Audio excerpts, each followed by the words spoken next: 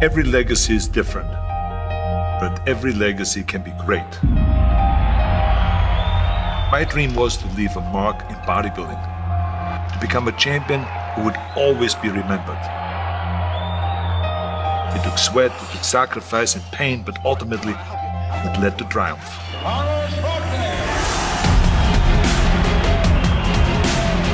Your dream may be different, but I can show you the blueprint to a physique that you never thought was possible. I'm Arnold Schwarzenegger. I created my legacy.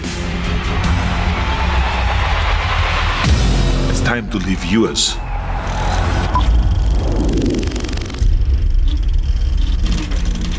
The biggest name in competitive bodybuilding is Arnold Schwarzenegger, the current and defending champion of Mr. Olympia. 28 years old, 6'2", 240 pounds. Arnold has held the title for the past 5 consecutive years, in addition to being Mr. Universe 5 times.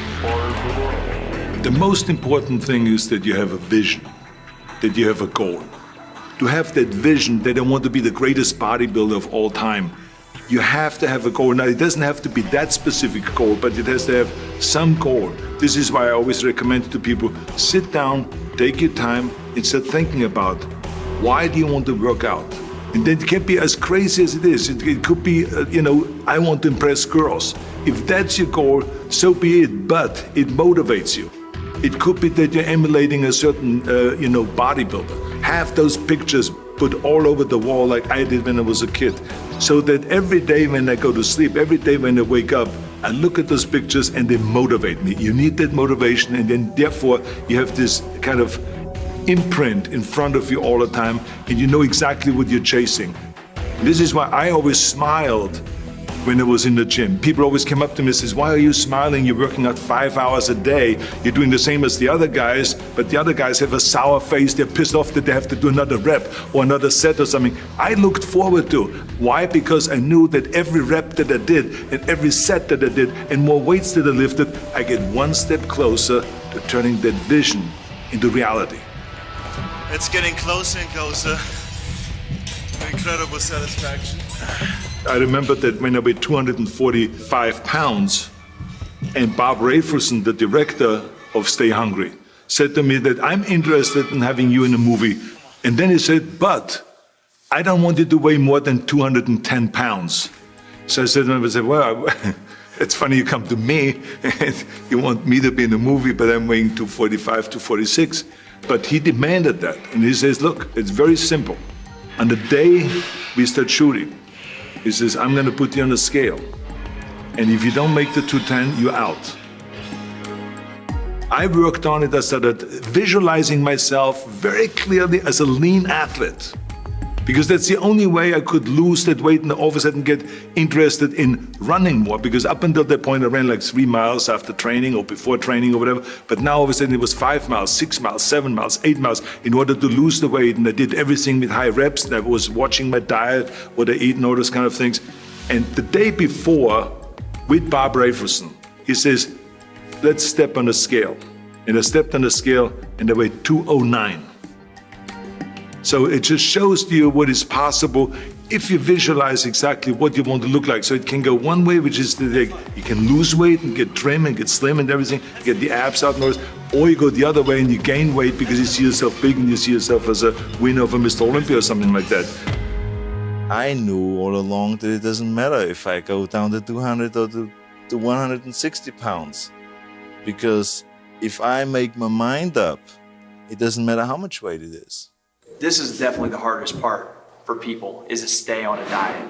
But do you believe it maybe that the part of the reason why they can't stay on their diet is because their vision isn't in check or their why isn't right? I mean, because that all ties together. You said it didn't matter to you because you were eating what you needed to eat for your goal. But how do we tell them to kind of have that same mindset as it, so how can we help them be better when they're watching this and they're saying, as soon as I'm going to download the blueprint and I'm going to change and I'm going to transform myself? Well, to me, is what are you more hungry for?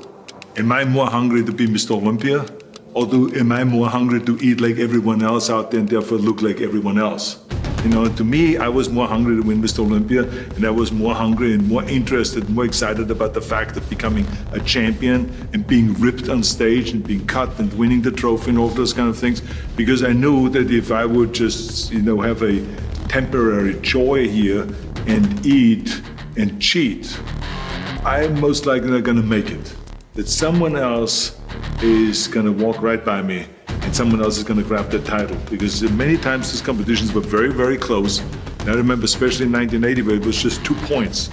And any mistake could have cost me the title. So this is not a mistake that I want to make. I want to be responsible that I do everything that I can to be a winner. Yeah, it's just coming.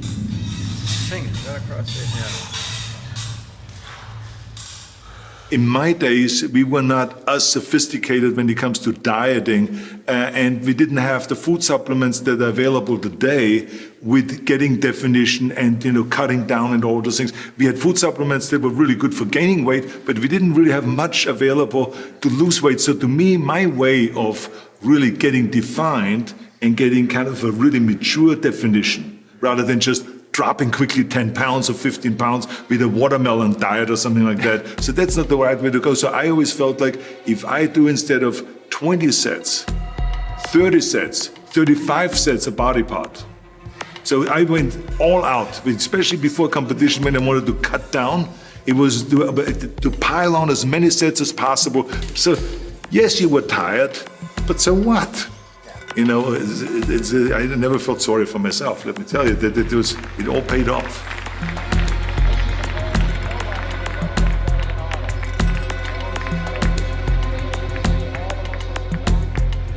Well, for me, the most important thing always is to have a deadline.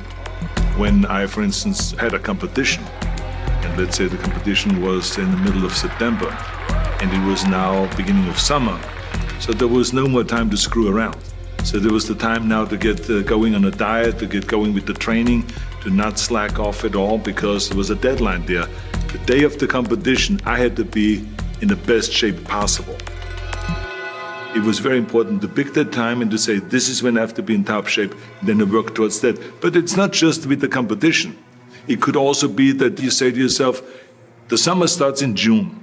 I'm gonna go to the beach in June, and at that time, I want to be in great shape. So that creates an urgency that makes you really start training hard and taking it seriously. Because if you don't have a specific plan, then you wander around. I mean, you can have the best ship or the best plane in the world, but if you don't have a specific goal where you want to go and when you want to get there, you just drift around and you never get anywhere.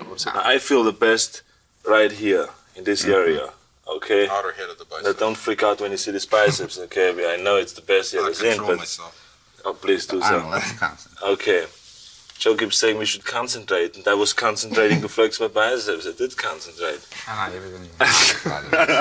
Okay. But the worst thing is that if you lose a competition or if you're not quite reaching your goal because you didn't do everything that you could do.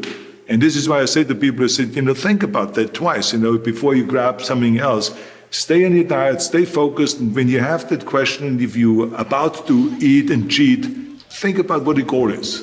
And does this screw up now, or this need to having some fattening food, is this gonna help you? But the key thing again is have the clear vision. Because then you never go to the gym and you say, today I feel down a little bit, I don't know what it is all about, I don't know my life, I'm confused. No, because that means that you haven't even set up your training partner.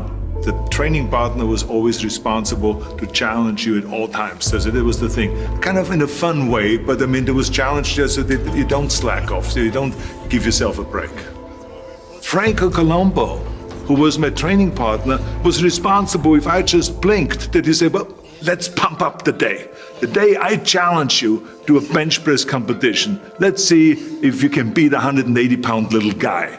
Let's see, and he would know how to push the buttons because that's what the responsibility of a training partner is. So whenever people say, how can you be successful in bodybuilding or in lifting or in sports or in this, that, I always believe 100% in a training partner. We had a habit of after we trained at Gold's Gym that we would go and all go and have lunch together. but we would watch each other. Yes, people would have steak and a hamburger patty and all this, but if someone had the bread with a hamburger patty, we would bust them right then and there. So if we were helping each other. Again, this is the responsibility, I think, of a training partner, that you help each other, even though you may compete against each other. You're known for being one of the most intense individuals in the gym. Did that fire just click on when you walked in the gym every day, or did it take a few sets to get to that point, or were you ready to rock as soon as you walked in the door? Because I was so enthusiastic about achieving my vision and winning one championship after the next, there was always excitement and enthusiasm there. So when I went into the gym, I put my gym bag down and I immediately attacked the weights. Right away, warm-up set, then the next weight up, boom, boom, all the way to the top until you just can't do it. And supersetting, everything was always supersetting, and 3 pumped sets and 4 sets in a row, 5 sets in a row. So it changed on what exercise we did.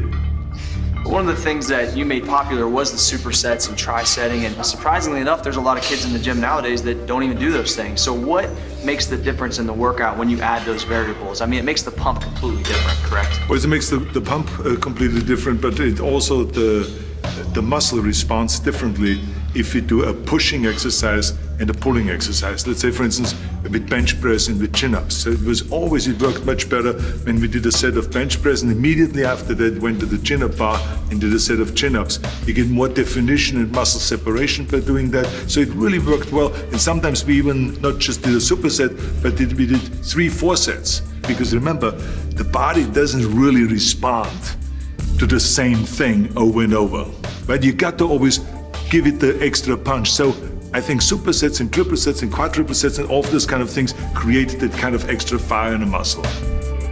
Talk about when somebody's training, what should they be thinking about when they're working that muscle, how they should be squeezing, and should they be paying more attention than they probably are? I think the biggest mistake is that you go to the gym and you go through the motion, but you don't really have your mind inside the muscle. So when you do a bicep curl, I can't just stand there like this. Yeah, you can. I've seen the guys training with me also 4 hours a day, 5 hours a day. But they look like shit. And why did they look like shit is because they didn't concentrate. They did the same exercise, but they stood like this and then they looked sideways. Kind of like they were bored because they didn't even know why they were training. That they were not inside the bicep. I tell you, you got to be inside the muscle. So this is the difference. So this is why when I see guys texting, they're not serious. This is Mickey Mouse stuff, you know? You train or you don't. You know, it's like in Germany we say, wenn schon, denn schon. If you do something, then do it. Go all out.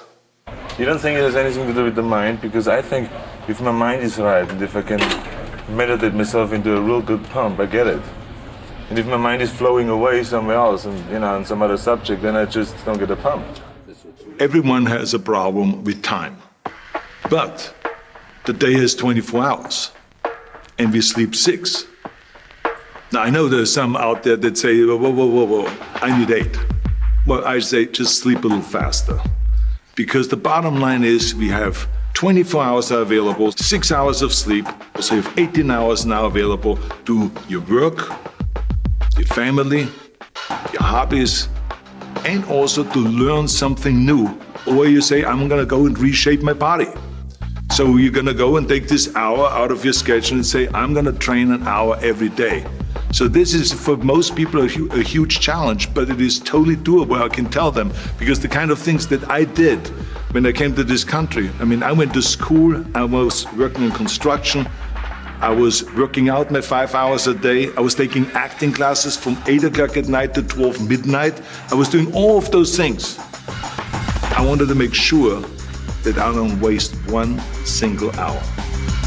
Don't give me this thing, I have a difficult time with the time and I don't have time for this and I don't have that. You have time, you make the time. When the President of the United States has time to work out, when the Pope has time to work out, then you have time to work out. The goal is to have a perfect body, a perfect developed body. You have to go on forever. Move to my house, you'll see one. You have to go on forever.